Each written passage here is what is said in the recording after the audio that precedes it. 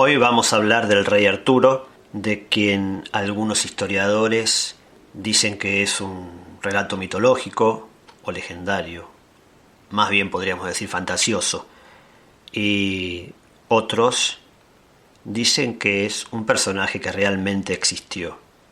Pero antes de ver este personaje en la historia, vamos a contextualizar un poco, y hay que situarse en las Islas Británicas en el principio de la era cristiana, cuando los romanos llegaron a invadir las islas, y allí se encontraron con grupos que ya habitaban aquel lugar, entre ellos celtas y galeses.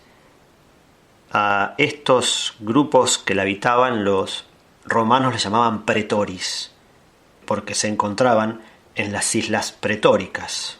Luego el idioma fue variando y pretórica fue británica. Es decir, que aquellos primeros celtas pretoris fueron los que luego serían llamados británicos. Luego de la invasión del Imperio Romano sucedió la invasión de las tribus germánicas.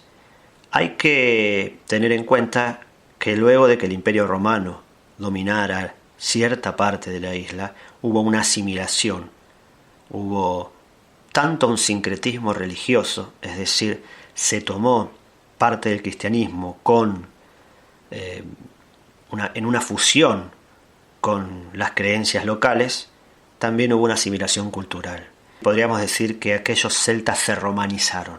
Luego vinieron las tribus germánicas, luego los anglos y los sajones, y luego los daneses. Es decir, estamos en una isla que ha sufrido muchísimas invasiones, pero que le ha dado, a su vez, un colorido cultural muy importante. A esto hay que agregarle que hay antiguos relatos que nos cuentan que José de Arimatea viajó desde Jerusalén hacia las Islas Británicas para resguardar el Santo Grial, que es la copa en la que Cristo bebió en la última cena y que además fue usada para recoger parte de la sangre.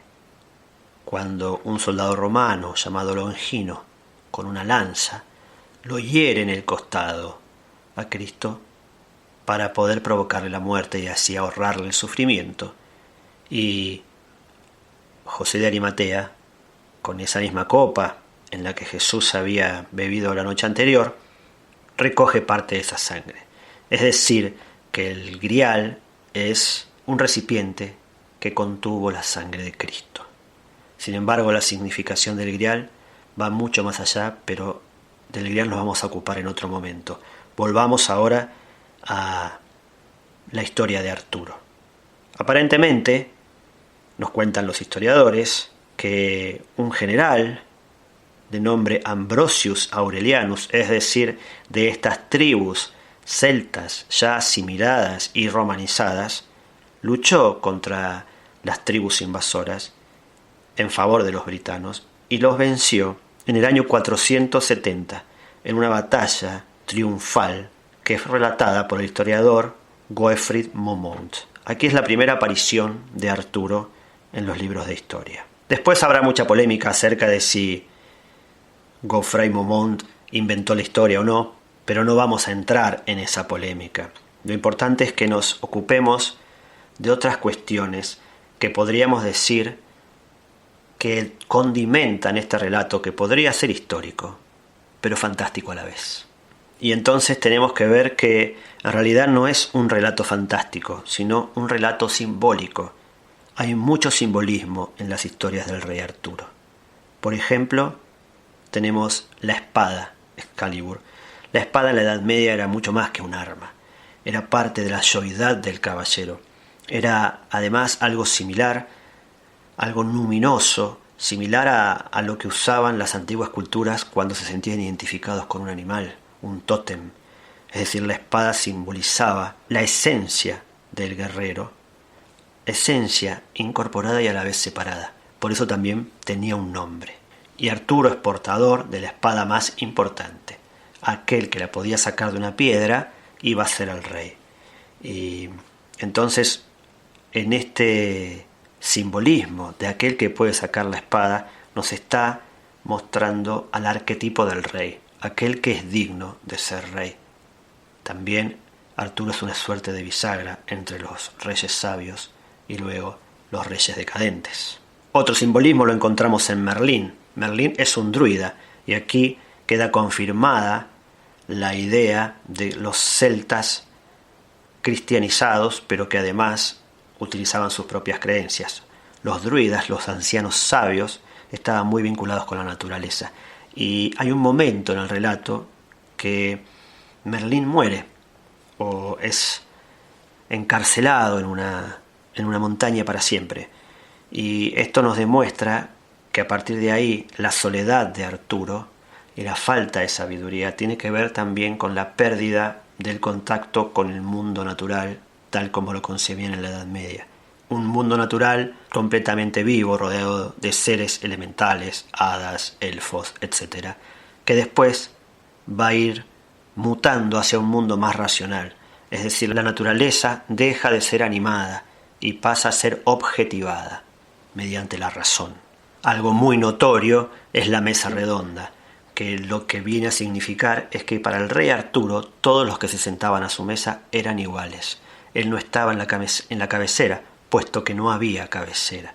En 1485 el impresor Caxton, que fue quien imprimió el libro de Thomas Malory sobre la muerte del rey Arturo, escribió en su prefacio: «Es de todos sabido que en el universo, mundo, 9 son los varones de valía, los mejores que hubo jamás, a saber, 3 paganos, 3 judíos y 3 cristianos.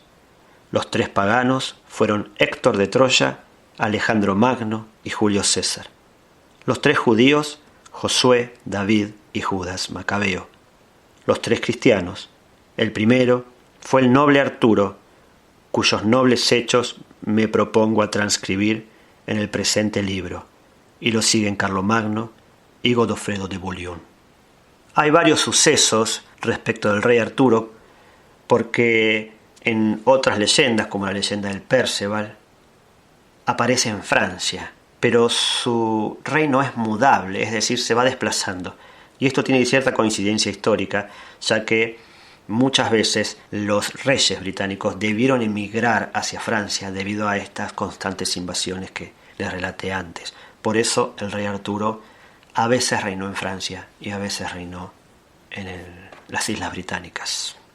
Otra de las teorías interesantes que se encuentran alrededor del rey Arturo es que no habría sido un rey, sino que una serie de reyes, y que Arturo es un título.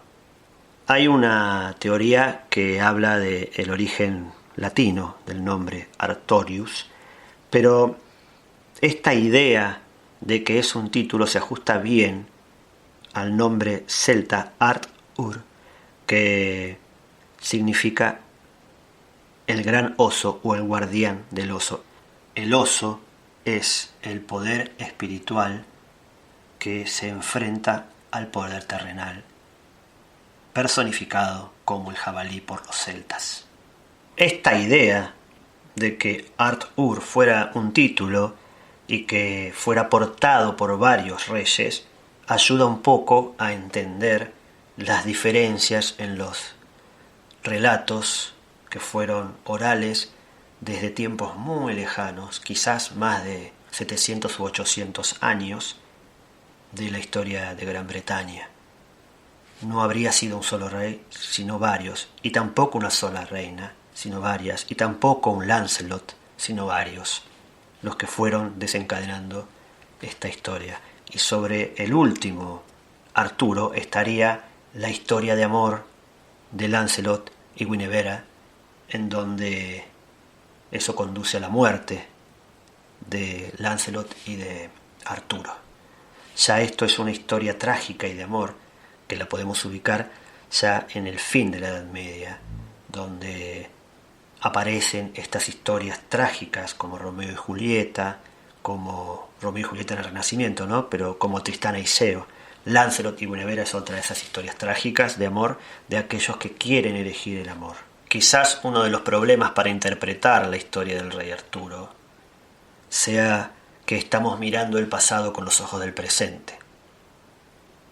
Me despido con una frase de Collingwood que reflexiona sobre esto último y dice así: ciertos historiadores, a veces generaciones enteras de historiadores, no encuentran en ciertos periodos de la historia nada inteligible y los califican de edades oscuras, pero tales frases nada nos dicen sobre esas edades, aunque nos dicen mucho sobre quienes las escribieron, es decir, que son incapaces de repensar los pensamientos que eran fundamentales para ese período.